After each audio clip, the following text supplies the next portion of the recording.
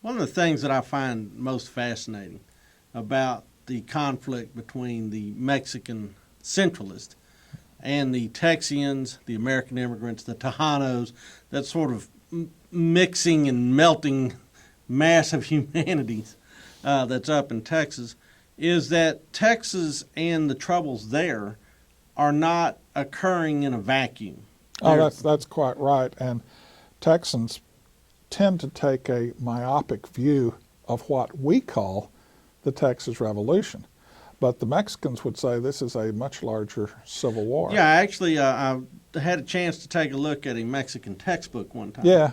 And Well, you teach Mexican history. yeah. Well, I mean, I'm talking about a textbook from Mexico. Oh, I see. And the way they teach it down there is this was the secession of Texas. Yeah. This was not a war for independence or anything Oh, like yeah. that. It was just a separatist movement, much like the separatist movement that occurred in the Yucatan. There's a little bit of that noise in Oaxaca. Certainly, there's some of that in Zacatecas. Well, and people need to remember that Santana had begun to snuff out Federalist resistance in Zacatecas. Oh, he was brutal in Zacatecas. Well, and also Oaxaca and Yucatan. Yeah, but at Zacatecas, he was especially brutal.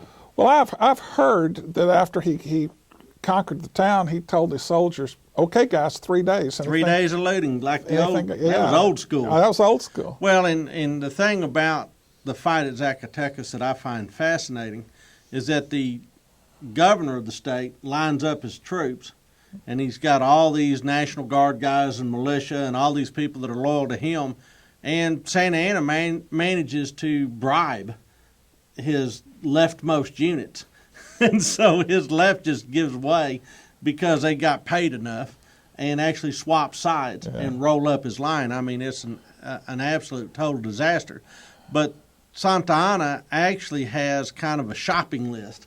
You know, do this, then do this, then do this. And so it's a process going north. Well, and here in Texas, after San Jacinto, we tend to ignore Mexico. But the fact is that this Federalist centralist struggle goes on for another 2 decades. Oh, absolutely. I mean, all the way to Maximilian's intervention. That's I mean, true. There's a reason that Porfirio Diaz ends up becoming one of the great heroes of Mexican history because, at least with his dictatorship later in the century, he ends all that squabbling and says, "Guess who's in charge? That would be me." Yeah. And so, well, and of course, Mejia's mixed up in this. Well, sure. I mean, we mentioned Mejia in a previous lesson, and he goes to New Orleans. Yeah. And so he launches over towards Tampico, and it's an absolute disaster. Absolute disaster. And the sad thing is, many of the wharf rats that he picks up in New Orleans really have no idea where they're going. They say, what is this Tampico? You say, so they get drawn into something that they have no idea what they're getting into, and sadly, most of those guys end up in front of a firing squad. Now, Mejia, and all these other sorts of conflicts in Mexico are going on fairly contemporaneously to the outbreak of violence at Gonzales and then the storming of Bayard. Yeah, let's see. The storming of Bayard was in December of 35, and Tampico's November? Yeah, November.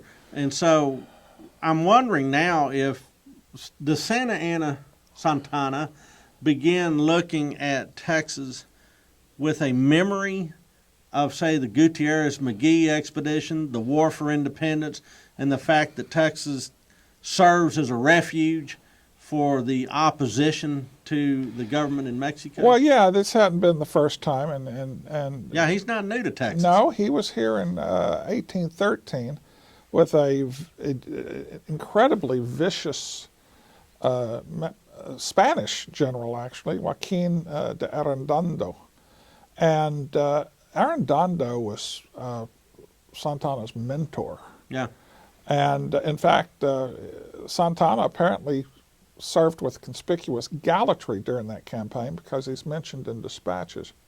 But another thing he brought back from that experience is how one puts down rebellion.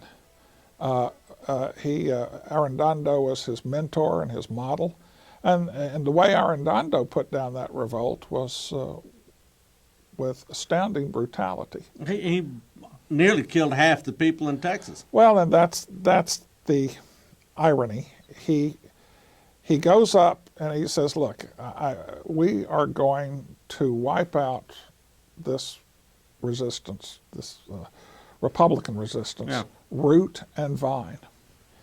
And he does. And he executes a bunch of people and depopulates. So then you have the need to bring in populations. Well, that's right. So- You know, there were too few Spaniards on the ground in Texas anyway, and now there are even fewer. All right, so we've got Santana cleaning up the Mexican house before he goes out there to the suburbs to whack Texas. Yeah. And I think there's going to be some interesting changes even within his own cabinet towards the influence of outsiders. So that's what we'll talk about Yeah. next time.